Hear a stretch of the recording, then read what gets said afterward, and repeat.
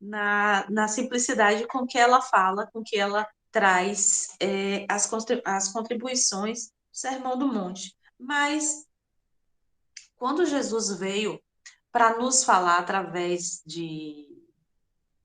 muito através de seus exemplos, de sua coragem e de toda a sua plenitude de ser, ele veio mostrar muito mais a simplicidade da essência que cada um deve resgatar dentro de si.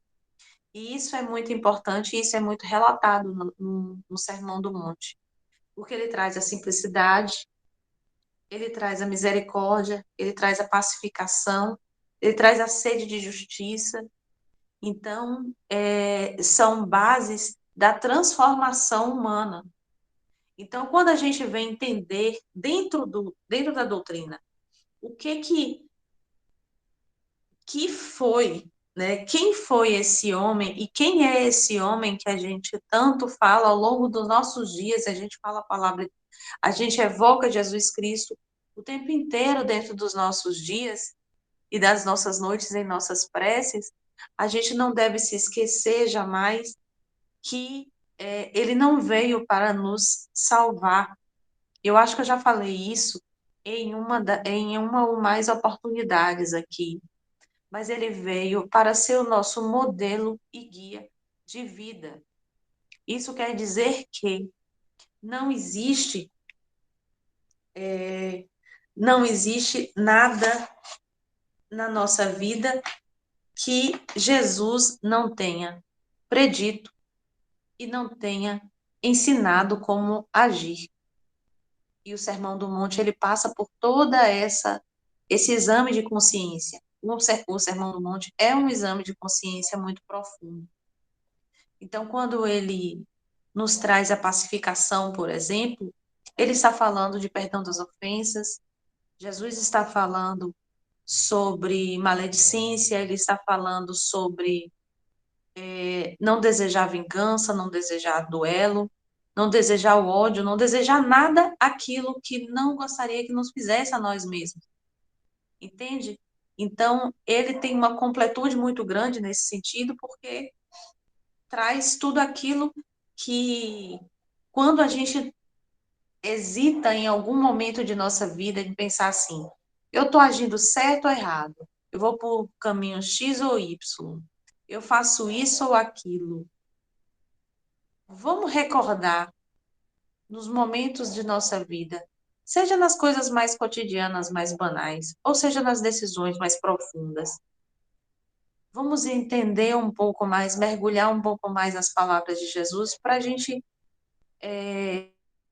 auxiliar a nossa própria consciência no que Jesus faria se estivesse em meu lugar.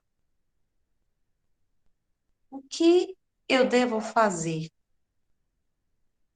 Esse exame é um exame moral. Então, quando ele diz a vida moral com base no Evangelho de Jesus, é esse resgate, porque nada daquilo que tenha sido trazido ao longo do curso, ao longo de qualquer ensinamento que nós estivermos, mas se nós não pautarmos a nossa vida na moralidade, nenhum conhecimento, nenhuma técnica, nenhuma filosofia, nenhuma ciência chegará aos pés daquilo que a gente precisa ter, que é a nossa consciência tranquila.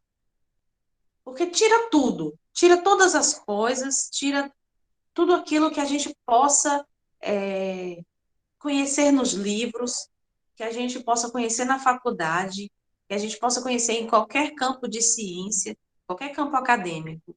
Tira tudo isso e deixa a moralidade. Ainda assim, seremos seres extremamente preenchidos, não seremos largados a nós mesmos, abandonados num vazio de uma existência pautadas em apenas técnica, em apenas cálculos, em apenas friezas. Entende? Então, ele nos convoca através, por exemplo, da quando ele traz as questões todas, que ele nos diz. Deixa eu só fazer uma pescadinha aqui. quando ele exalta as bem-aventuranças, né? Humildade, mansuetude, prática de justiça, misericórdia, pacificação. Quando ele nos traz cada um desses pontos, e de uma forma muito simples, é só exame de consciência, porque todas as coisas que compõem o mundo, toda essa humanidade que compõe o mundo, é um grande amontoado de consciências. É um grande amontoado de atitudes que perpassam por onde? Primeiro pelo pensamento. E o pensamento, em algum momento, ele começa a se modificar, a ganhar forma, transformando em atitude, essa atitude transforma em comportamento, que em outras pessoas, também da mesma forma, pensamentos se transformam em atitudes que se transformam em comportamento. E aí somos o quê? 7 bilhões de pensamentos, atitudes e comportamentos, moldando toda essa psicosfera da Terra. Entende? Então, quando nós somos convocados, porque todos nós fomos chamados por Jesus Cristo, quando nós somos chamados, é justamente para fazermos a nossa mudança, a nossa transformação, para que possamos mudar o mundo. O mundo não tem como mudar se as individualidades, se eu, como indivíduo, não mudar. Né? Então, quando a gente diz assim, por exemplo, eita, mas o brasileiro não tem jeito. Eita, mas esse mundo não tem jeito. Ei, quem é brasileiro? É os outros, a gente não é, não. Então, quando nós, por exemplo, nos incluímos nas atitudes do coletivo, nós somos chamados a um exame de consciência. Quando a gente muda essa frase, por exemplo, para dizer assim, nós brasileiros somos assim, assim. Nós brasileiros fazemos tal coisa. Nós brasileiros tomamos tal atitude. Nós não temos educação, ou nós não temos, né, é, amor ao próximo, nós não temos piedade, não temos. Quando nós chamamos isso para si, nos incluímos nas questões todas, nós já estamos fazendo um pequeno exame de consciência. Quando a gente diz o outro, quando a gente coloca em segunda, terceira pessoa, seja do singular ou seja do plural, nós estamos afastando de nós o quê? O exame de responsabilidade com o nosso próprio íntimo. Então, não tem como a nossa própria moralidade se modificar se nós não partimos da essência que é nossa. Então, todas todos os chamamentos são para a nossa reforma, para o nosso próprio ser.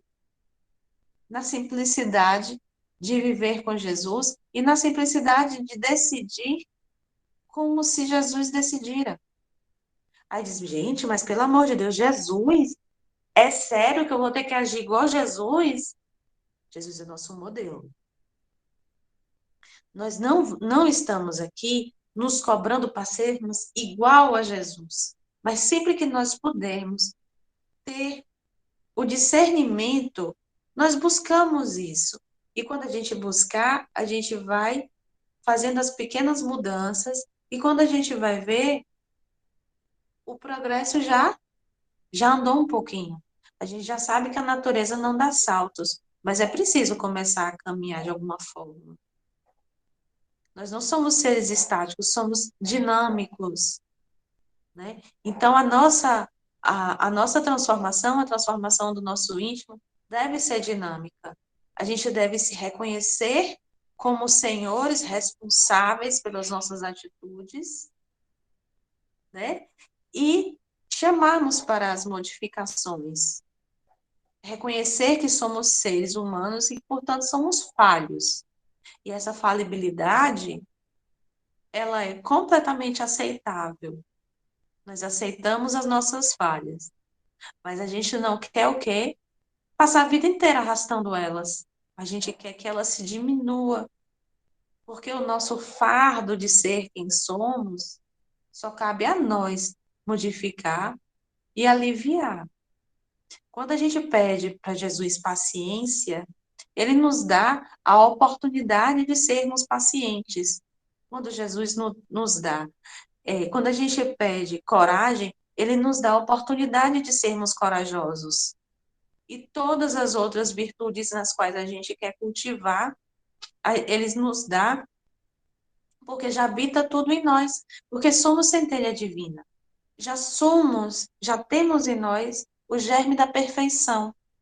Mas a gente só vai florir essa perfeição à medida que a gente dê oportunidade para que essas perfeições todas aflorem. Mas a gente não precisa também se angustiar, porque não vai ser em uma nem em duas encarnações que isso tudo vai acontecer, não. Porque tem muita coisa para caminhar ainda.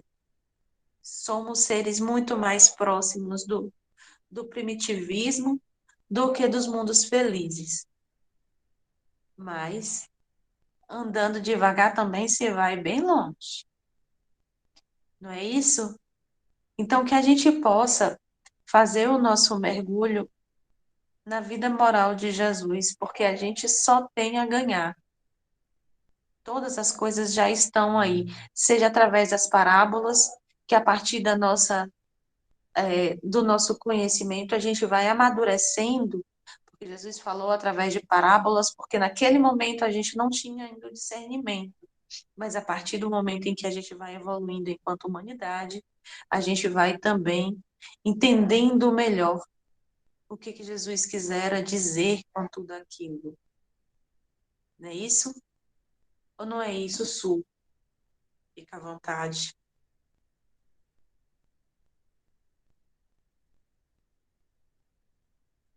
Agora Lu que é a expositora das bem-aventuranças. Viu? Então, eu achei bem interessante quando o Thaís colocou aí que Jesus ele não veio nos salvar.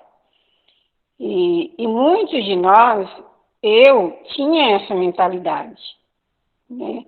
E é importante a gente esclarecer que Jesus ele veio nos ensinar o caminho, né? Através da exemplificação, né? Então, a salvação, né, que ele veio nos trazer a salvação através da sua exemplificação. Então, nós que precisamos buscarmos essa salvação, né? E no Evangelho segundo o Espiritismo, quando ele fala das bem-aventuranças, né, lembrando que antes da bem-aventurança, ele fala de um Cristo consolador, um Cristo que consola, um Cristo que ampara, um Cristo que fortalece. E antes do Cristo consolador, ele fala bem-aventurados os aflitos, né? Então, eu estava dizendo assim, que todos nós, imperfeitos que somos, passamos por aflições, né? Uma tristeza, um problema na nossa família, uma dificuldade financeira. Todos nós passamos por aflições. Mas aí ele fala do Cristo Consolador, que veio para nos consolar diante das nossas aflições, e depois ele vem com as bem-aventuranças, que é o caminho que devemos trilhar, né? Porque seremos bem-aventurados, né? E aí ele começa, bem-aventurados, pobres de espírito. Né? Então nós seremos felizes, né? Se buscarmos a humildade do nosso espírito. E aí as bem-aventuranças, elas vêm trazendo, né, todo esse aprendizado, né? O que estamos fazendo, né, para conquistar, essas bem-aventuranças. Então, nós estamos aqui nessa busca, nessa conquista, buscando a mansuetude, a pacificação, buscando a humildade de espírito, a pureza de coração, porque lá na frente, no futuro, lá na frente, seremos bem-aventurados. Então, esse é o caminho que Jesus vem trazendo, né, mostrando para nós. Né? Tanto que tem até um grande aí, eu não sei se foi o Gandhi, não sei quem que foi, né, se perdesse, né, os textos do Evangelho e ficasse só as bem-aventuranças, nada estaria perdido, né? Então, eu queria só ressaltar mais esse caminho, né, que as bem-aventuranças, na verdade, é um caminho que todos nós, seres humanos, estamos aqui para trilharmos esse caminho e seremos felizes. Então, é mais ou menos isso. Perfeito. Obrigada, Lu. Obrigada mesmo pelas suas palavras. E obrigada, inclusive, por terminar dizendo assim: seremos felizes. Você fez o papel do consolador agora. Em Sul. Fica à vontade.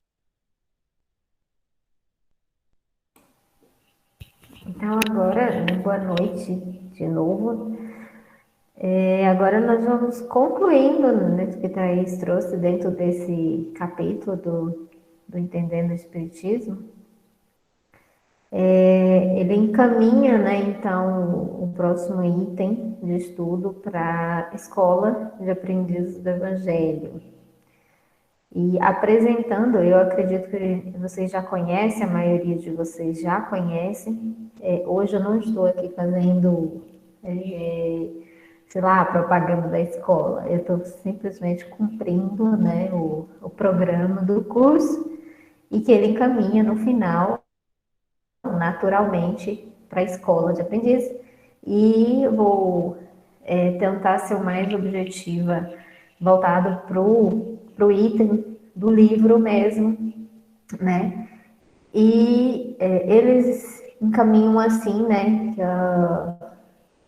que a escola ela foi criada pela Aliança Espírita Evangélica e com encaminhada para as pessoas interessadas no mesmo propósito de estudo, de se melhorar espiritualmente. Né? Existia a FEB e primeiro tinha a FEB, depois criou a FESP e um grupo saiu da FEB, criou a FESP e depois deles criaram um grupo, aí tinha a USE e aí dessa união criou um grupo saindo desse encontro com a Aliança Espírita Evangélica, que as outras tinha mais um objetivo fenomênico, né, da mediunidade, trabalhos mais voltados para a mediunidade, que antes era muito mais comum. E aí surge um grupo que destoa ali entre todos e sem atrito, simplesmente por buscar, por ter um pensamento um pouco diferente, assim como surgiu a Casa Paté, sem problema nenhum, foi seguir um outro ritmo de estudo baseado na evangelização do ser. Então, pessoas que estavam no mesmo interesse, naquele mesmo propósito de se melhorar espiritualmente, se evangelizar, então eles começaram a se reunir e aí formou a aliança, e da aliança foi criada a Escola de Aprendizes do Evangelho, que hoje é a base de todas as casas espíritas que são filiadas à Aliança Espírita, e a Casa Fraterna é uma delas. Nós somos parte do grupo integrado e compõe um grupo de casas no Brasil e no exterior, muito grande mesmo, um grupo muito lindo, e todos hoje já nesse mesmo propósito de se evangelizar e se melhorar.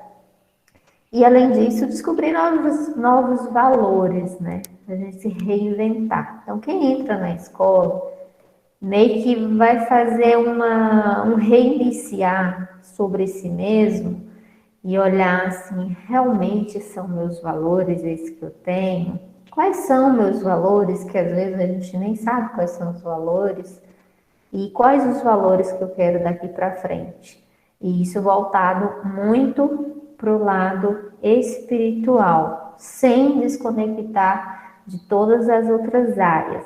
Entendemos nas aulas aí, acho que ficou claro para vocês que o espiritismo ele é baseado em filosofia, ciência e religião, né? Aspecto científico, filosófico e religioso. Porém, nós buscamos na escola, nesses estudos, não ficar preso em aspectos fenomênicos, nem ficar preso em estudos religiosos, reflexões puramente filosóficas, aliás, e nem naqueles aspectos religiosos assim, mais pegajoso, poético, né? Então seria a junção de todos eles, um equilíbrio. A ciência é ciência, o que é religião é religião, o que é filosofia é filosofia. Mas quando a gente tende muito para um desses campos, a gente perde o equilíbrio, né? E aí, a doutrina espírita é uma doutrina dinâmica, né? Como está falando um pouco aí, nós somos seres dinâmicos e a doutrina acompanha essa evolução, acompanhando esse ritmo, as mudanças que compete a nós. E então ela trabalha meio que por um futuro, assim como lá atrás, quando Jesus chegou, ele falou muitos ensinamentos que ele deixou, ele estava falando para hoje, para esse momento agora que a gente está ouvindo, que a gente está falando, e ele falou há 2021 anos atrás. Então ele é muito futurista. Aí vem, ele fala do Consolador prometido. E a gente entende o Espiritismo como esse Consolador, vem trazer o consolo da nossa alma. E aí veio o Espiritismo, alguns anos atrás, e também futurista, e vem trazer um consolo diferente, conforme prometido por Jesus, para nosso tempo, visando um futuro mais maravilhoso, um futuro melhor, uma visão, como o Thaís estava falando, às vezes a gente olha para a vida, para o nosso país e tudo mais, e às vezes sem esperança. E quem é espírita, que está dentro do meio do estudo, buscando ativamente, é muito difícil não enxergar a parte boa e a parte transformadora de tudo isso e acreditar no futuro melhor. Porque o Espiritismo vem fazer isso. Ele vem mostrar para a gente um futuro melhor e dar um certo alívio e explicação do que nós estamos vivendo hoje. E com isso, menos sofrimento. Porque a gente sofre, muitas vezes, por resistência, por não entendimento, por falta de conhecimento. E a gente sofre por não entender porque as coisas são como são. E se a gente não entende as coisas como porque são, menos ainda esperança no futuro. Então, aí, o livro até coloca aqui, o espírita não é um homem comum. Por que que ele não é um comum? Porque ele tem um amplo conhecimento, ele é ali presenteado pelos conhecimentos a partir de Kardec, inúmeras informações vindas da espiritualidade e tudo mais, que se faz com que o espírita seja uma pessoa incomum. Ele consegue olhar para o futuro e vislumbrar um futuro diferente, um futuro melhor, porque tem conhecimento através das leituras que nós temos. E são muitas leituras, né? E a partir dessas informações, dessas leituras, desses conhecimentos, ensinamentos que nós temos, como esse momento aqui que nós temos, que Thaís está proporcionando para a gente vai passando a ter mais reflexão, a oportunidade de poder olhar para a vida de uma maneira diferente, a mesma vida, mas eu olho diferente. Eu começo a mudar a minha mentalidade e perceber que, tem uma nova maneira de se ver tudo isso, de enxergar o futuro e que o futuro também não acaba logo ali. E de filosofar mais sem estar limitada. E aí também o espiritismo não não é sectarista, não é limitada a uma religião, não é um grupo fechado ali que só pertence a nós. Não, ele é ilimitado, ele acessa todas as camadas, acessa todas as religiões, todas as crenças, todos os ritmos. Ele é para ser acessível a todos, independente de religião. Então, esse conhecimento faz da gente um ser incomum. Fazendo da gente um ser incomum inclusive em atitudes, em comportamentos, porque você passa a entender, por exemplo, lei de ação e reação, a lei de amor ao próximo, caridade, e tudo isso impacta no nosso dia a dia diretamente, a gente passa a entender por quê, tudo mais, e ali nos dá a oportunidade de ser um espírita ou um cristão, de qualquer área que seja, mais exemplar. E quanto mais é nos dado conhecimento, mais nos é cobrado, mas não uma cobrança chata, mas algo natural. Hoje vocês têm um pouco mais de conhecimento de que começaram uma turma do básico. Então, se vocês estiverem no meio em que esteja discutindo algum assunto com muito preconceito ao espiritismo, vocês já não são uma pessoa comum que vai só escutar e não entender ou até ajudar a criticar, né? Aquilo lá faz macumba, aquilo lá tem isso aqui. Então, hoje vocês sabem que o espiritismo não é um centro de macumba. E que vocês têm a diferença entre algumas religiões, a prática de uma para outra, que é filosofia, que é ciência, que o espiritismo é ciência.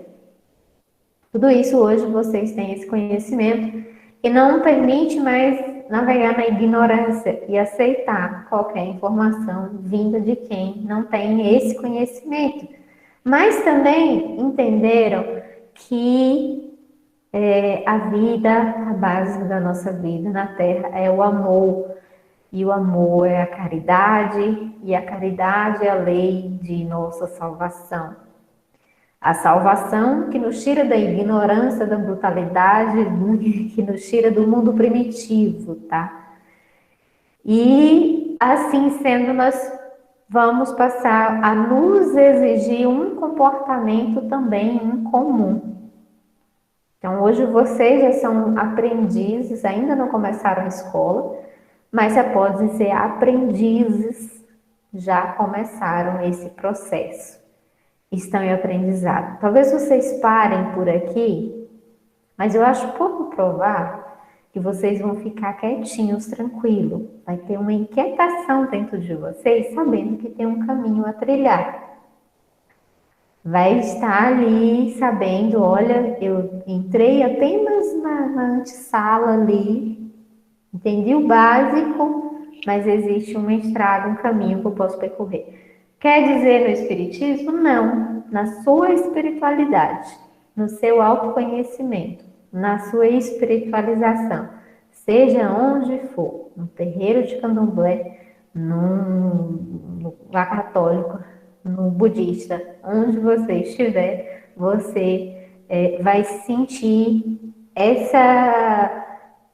esse sentir da espiritualidade tocando de dentro para fora, que é o seu encontro, tá? E também trazemos aqui esse espírita que hoje vocês falam assim, eu já posso dizer que eu sou espírita? O espírito ele sente se é espírita ou não. Na hora certa você vai saber se você é espírita.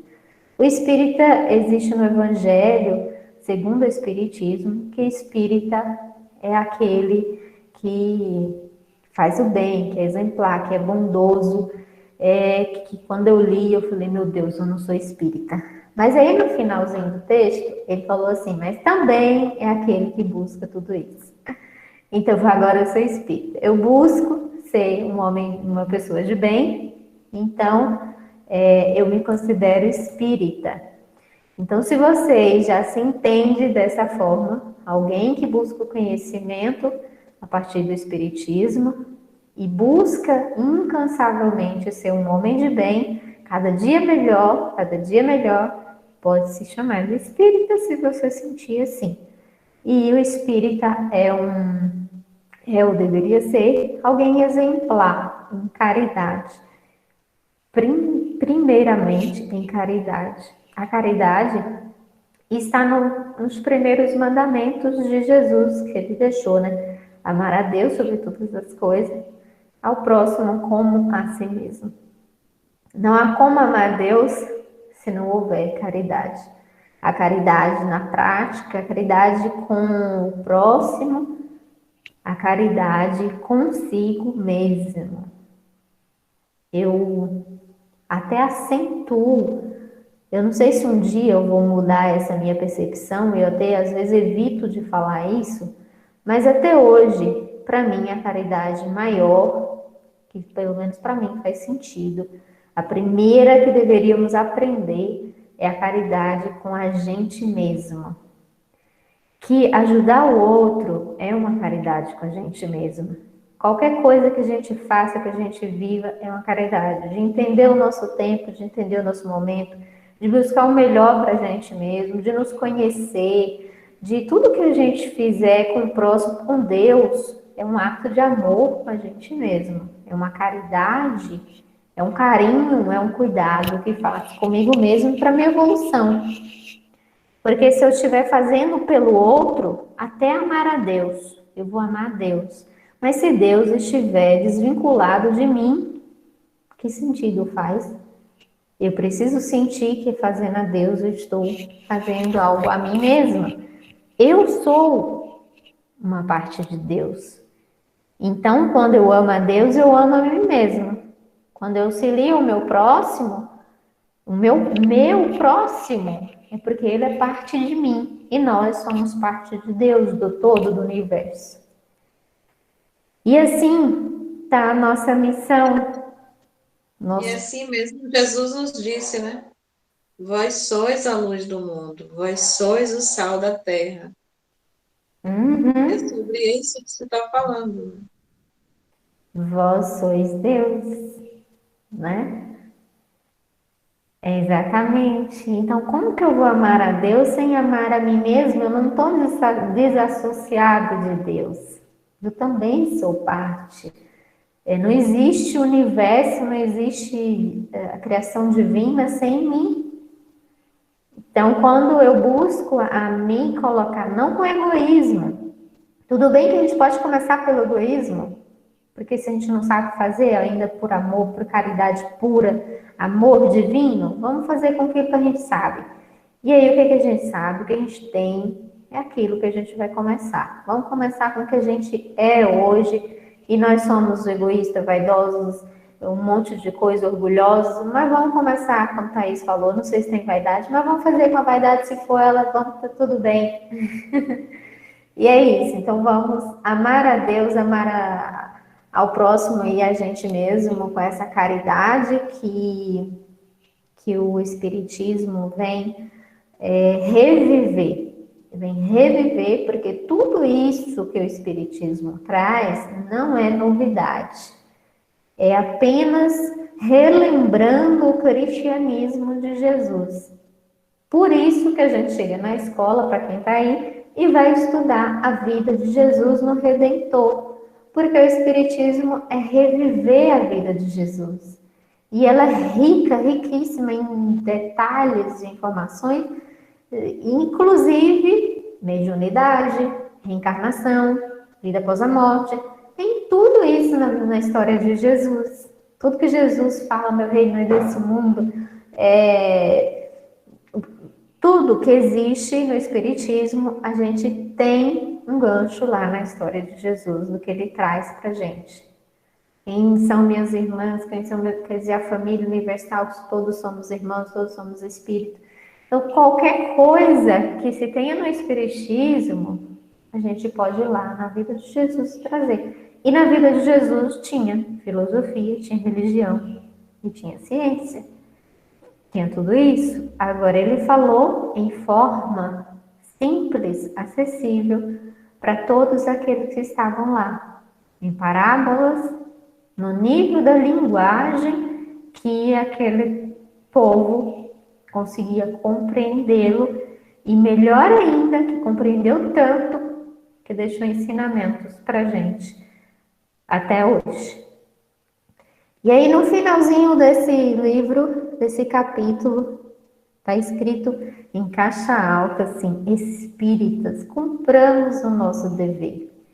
Esse dever de buscar conhecimento, de buscar ser melhor a cada dia, de ser exemplar no nosso viver, seja no lar, na rua, no trabalho, onde quer que estejamos, podemos sempre ser melhor que já somos, olhando com humildade para o que podemos fazer melhor do que nós estamos vindo fazendo, sem culpar o outro, sem terceirizar a responsabilidade.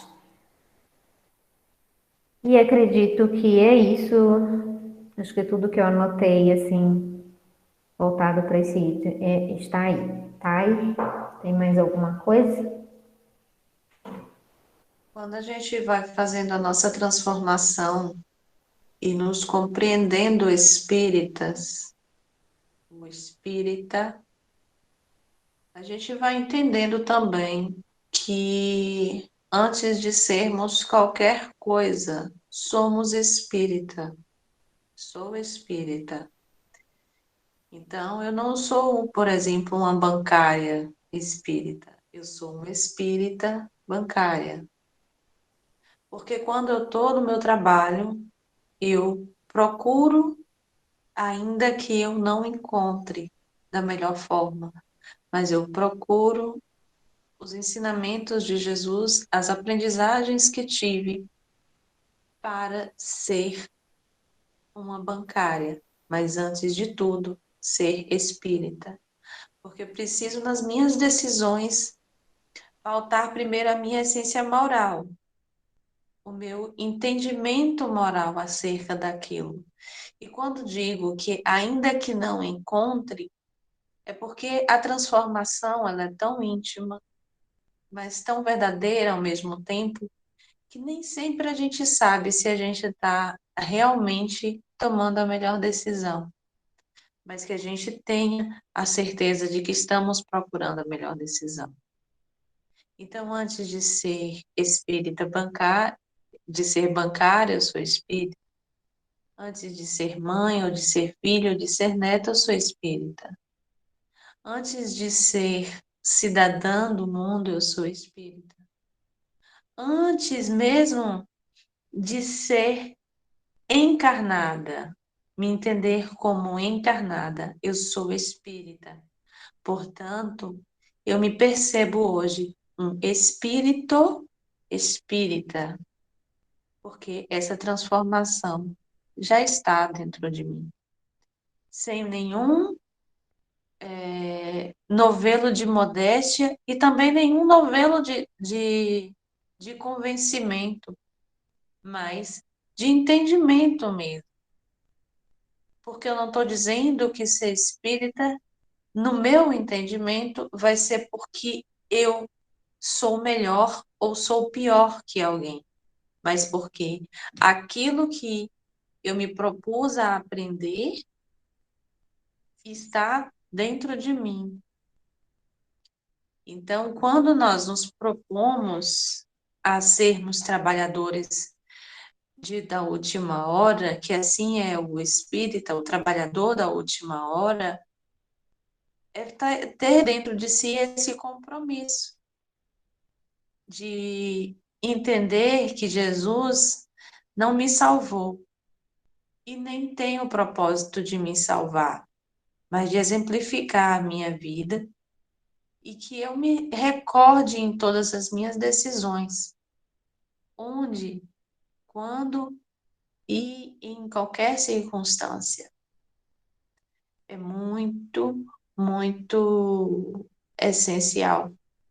Traz uma paz de espírito, isso eu posso assegurar a vocês. Apesar de que as angústias da vida, elas permanecem. As tribulações, as dúvidas, elas continuam a existir.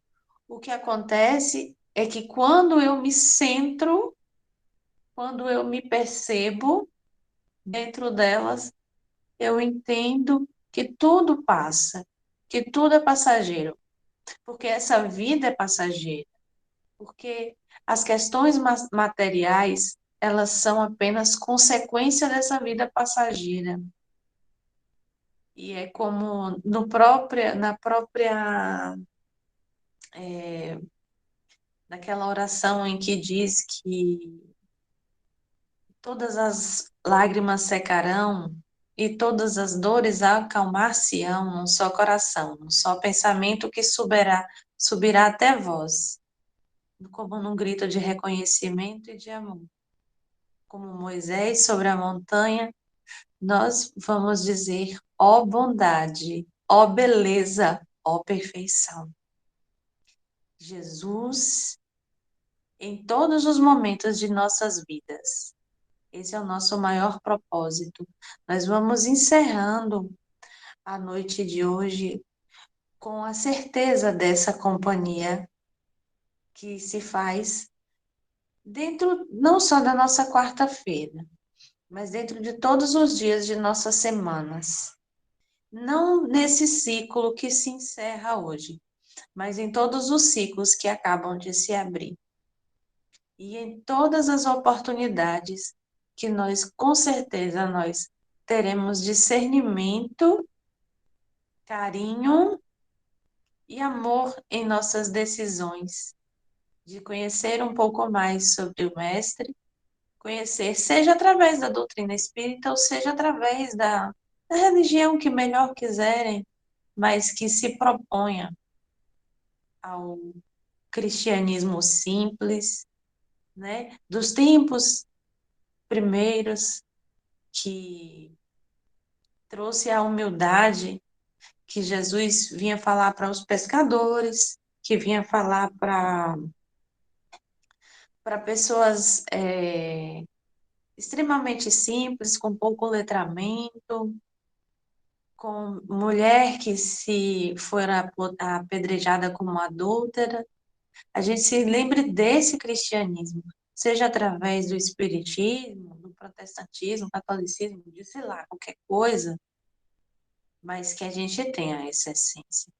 É isso que nós desejamos para nós e para cada um de vocês. E eu vou rendendo graças a Jesus e vamos encerrando com essa paz no coração, de missão cumprida. Eu quero deixar para vocês um beijo, um abraço e uma noite muito confortável para todos. Que assim seja. Boa noite.